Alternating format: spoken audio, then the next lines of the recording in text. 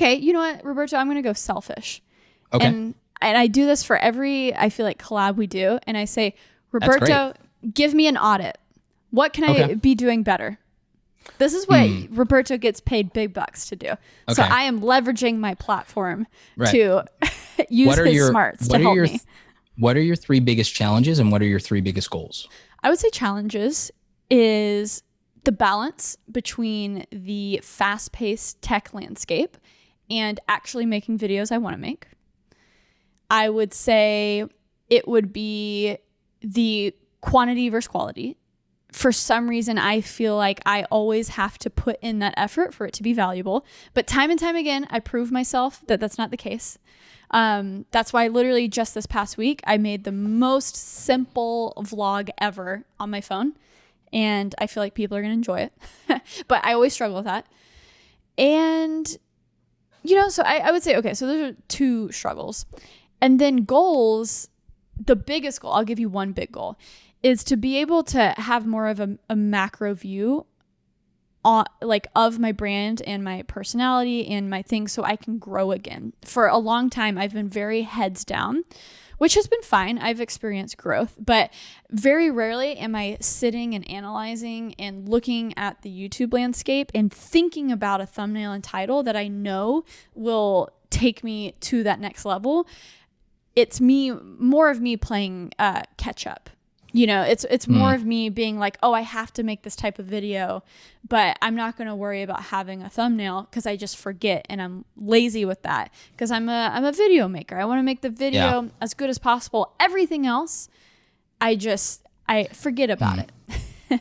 You need to look at this as your overarching problem is the problem I had and where I'm still working on this problem myself. But it's the problem that I help creators solve all the time. I just need to actually fix it for me for real this time instead of halfway.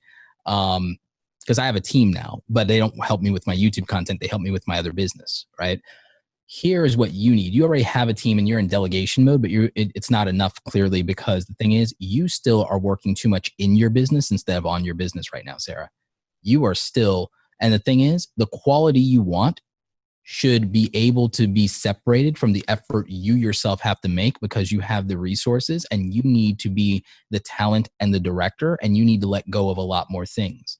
And I know that's hard for a creative, but the thing is you don't have to play the game like an up and comer anymore because you are the talent, you are the face, and people are invested in you and your story and your delivery.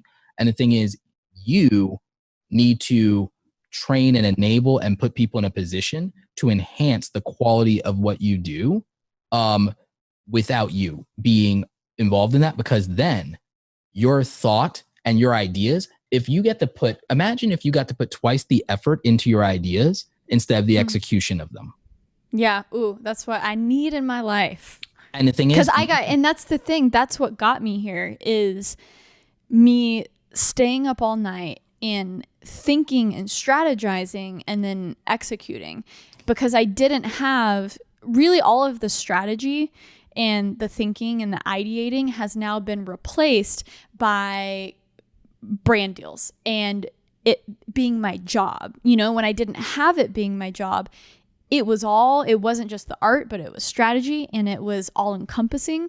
And it's kind of unfortunate that once it's your job, a lot of that is replaced. And it is about, understanding how your role changes, because I want to hang on to a lot of things, right? I'm the same way. I'm the same problem. I have the same problem. I should have already trained and replaced and made a better graphic designer than me to do everything. I should have trained a worthy apprentice, in the proud tradition of the Sith Lords. I should have trained a worthy apprentice and just make sure he doesn't throw me down the shaft of the Death Star. But that being said, I think that you need to look at the expansion of your team and you need people that can help you take your brand to the next level by them having absolute priorities, because you like me are a polymath. The problem with being good at a lot of things is that we then convince ourselves that that's a justification for doing all of them. And that's a problem. It's a luxury problem, but it's still a problem.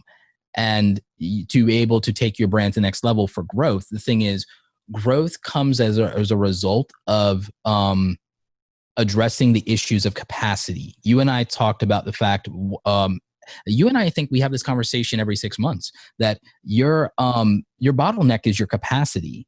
And the thing is, because you're ambitious, just because you grew your capacity 6 months ago to do more and do stuff doesn't mean that it's enough anymore, because your goal shifted, the goalpost moved, your ambition moved, and you're not giving the resources that your ambition requires, and you're draining yourself because you're limited by what you have so many things to do. There's a limit on your energy, there's a limit on your time, there's a limit on your capacity. And the thing is, when you look at the people who grow in this community, in this world, they have the work of like a large group of people that have 40 hours dedicated to a singular task that they do to perfection. And you can't, if you're putting yourself into 5 things, those 5 things never can see their full potential done. They'll still be better than most people's 100% effort at those things, because you just have that level of ability and experience. But that itself is not an excuse, because it's still not the best you could do if you had more resources and leveraged other people's time to fill in gaps. So that's like your big overarching problem that I think, in terms of an audit of your brand, I'm writing down notes right now. Yeah. Do you have a full-time graphic designer and animator on your team, someone who's like a Photoshop After Effects person? So kind of, yes, actually. His name is Drayton, and he's the one who makes all of my memes. And I'm about to pivot him to more doing a lot of thumbnail work and continue in the meme stuff. Yeah. Yes, that is important. Because that's something I'm terrible with. So yeah, that's been the easiest thing to actually delegate, because it's very easy. He has the talent, and I'm good enough to recognize his talent, but I'm not good enough to do better than him. So that's actually been very easy to recognize. Oh, you rock at this. We're going to give you the reins. So I think you're good at getting rid of now finally things that you're bad at. Right. What are things that you need to do that you dislike doing that are draining your energy? It's sad to admit, because it's what I'm good at, but it's video editing. So that's what I've been working on the past few months. And I've actually gotten much more success with it, finding someone.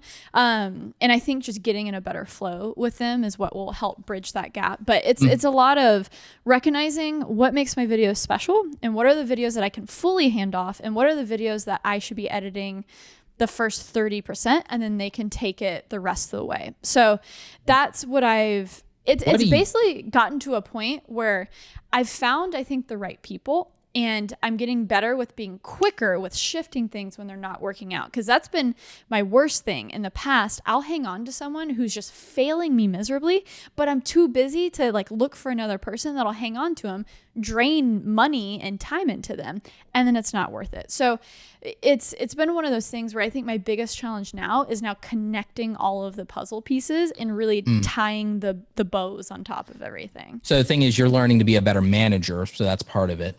Right. Have you considered, even in the operations and management side, because you've been getting good at staffing creative, you don't have help with management. You don't have, have you considered in Peachy Enterprises hiring either an operations person or a general manager, someone who loves spreadsheets, someone who loves project management systems, someone who loves scheduling, somebody who can become the czar of your time, somebody who can even hold you accountable, but also will be your second brain? Remember everything that you forget and like free up that mental bandwidth. Have you looked at an operations? Yeah. No, I mean, I think that's a really good idea. I think I'm getting there 2 different ways, in that I have a really good management team that helps me with the brand side of things, but I was missing. Yeah. Isn't that like 2 West or something? Yeah. But then I was missing the side that was kind of holding me accountable on the creative side. So I've just put out a thing about hiring an office manager. And I think via that, I've actually found 2 good people. One who's really good at just coming, getting the studio sorted, hanging shelves, cleaning up, doing boxes that I So that's your general manager. Doing. That's someone who basically minds the store.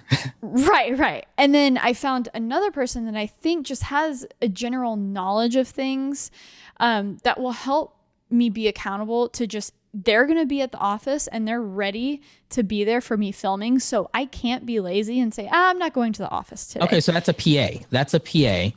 So here's and where that's what helps helping me. So you have a general manager, you have an office manager, you have a PA. That's two. I think you need a third leg of the tripod in your management team. And what I think you need is where does that money come from though, Roberto? That person sounds expensive, Roberto. All right. So here's the thing. I'm in New York, Roberto. Here's the thing. I'm probably best at the world at is making people more money. I did in corporate, as all I did was make people richer. Anyway, then I did it for myself. So I'll get to that part because there's another thing I recognize that you have a gap in your brand that I don't know if you knew is but let's see. We addressed you stuff that you're not good at, stuff that you don't like. Are there tedious things that you still do that you shouldn't be doing that anybody could do?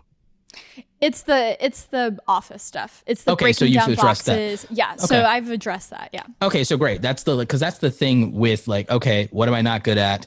What don't I like? And what is a waste of my time? Like those are the three biggies. That is done. Yeah. So we got that. All right. We fixed your productivity problems. Yay. Yay.